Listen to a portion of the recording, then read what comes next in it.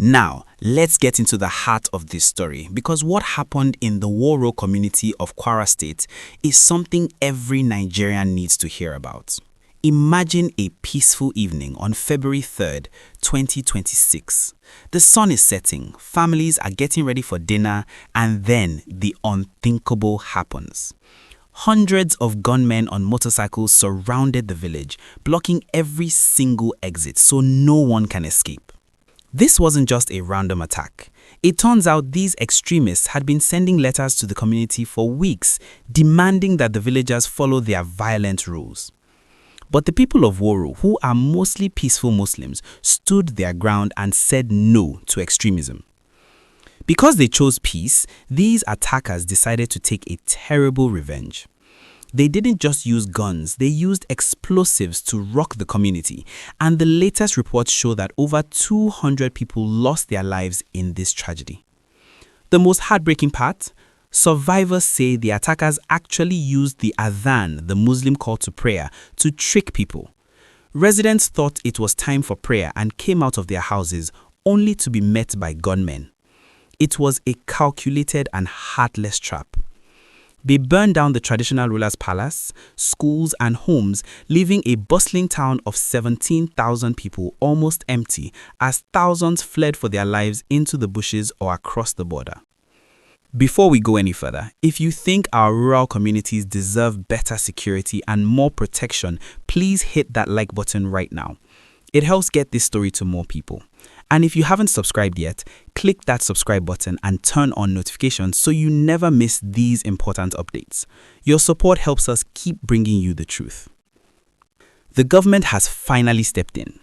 President Bola Tinubu has labeled this a national disaster and ordered a full army battalion to move into the Kaiama area.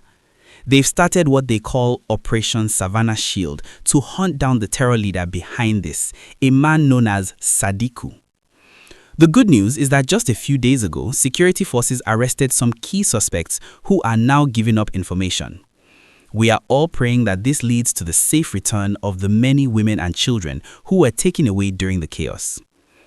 This situation shows us that security isn't just a northeast problem anymore. Kwara is the bridge between the north and the south, and if we don't pay attention to what's happening in our forests, everyone is at risk. We need to stay vigilant and support our security forces as they try to flush out these groups from the Kainji Forest. It's a tough time for the nation, but seeing how the community of Woro stood up for their values before this attack shows the true strength of the Nigerian spirit. I want to know what you think about this. Do you feel the government's response with Operation Savannah Shield is fast enough, or should more have been done when the villagers first reported those threatening letters? Please share your thoughts in the comments below. I'll be reading them and replying to as many as I can. Now, let's talk about the search for the missing. While the soldiers are on the ground, the situation is a race against time. We know that about 38 people, mostly women and children, were taken during that dark night in Woro. The village head, Alhaji Umar Salihu Tanko, shared a story that would break anyone's heart. He lost 3 of his children in the attack, and his wife was among those kidnapped. It's hard to even imagine the pain these families are going through right now. But here is a bit of hope for us to hold on to. The military has been very active in the forest areas. Just 3 days ago, on March 20th, government forces captured 3 men suspected of being part of this attack. These suspects are now helping the authorities find exactly where the victims are being held. This is a huge breakthrough.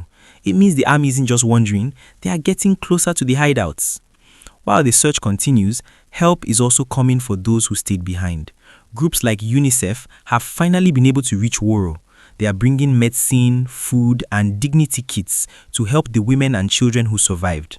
Because the village was so badly destroyed, basic things like clean water and healthcare are hard to find. It's a relief to see that even while the soldiers are fighting, the world hasn't forgotten the survivors. Before we get into the next part of this update, I want to remind you to like this video. Your likes tell YouTube that this is an important story that more people need to see. And if you haven't already, please subscribe to the channel. We are following this story every single day to make sure you get the latest news on the rescue efforts. Your subscription makes our community stronger. There are also reports that some of the villagers who fled to neighboring states like Naija, Kogi, and even across the border into Benin Republic are starting to trickle back home now that the army is present. They are tired and traumatized, but they are brave.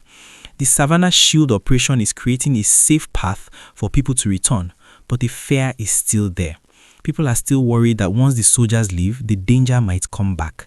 This is why many are calling for a permanent military base in that forest area.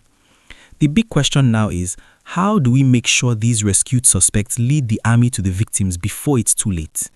The terrain in the Kainji Forest is very thick and difficult, but with the new technology and drones the military is using, there is a real chance for a happy ending for those 38 families.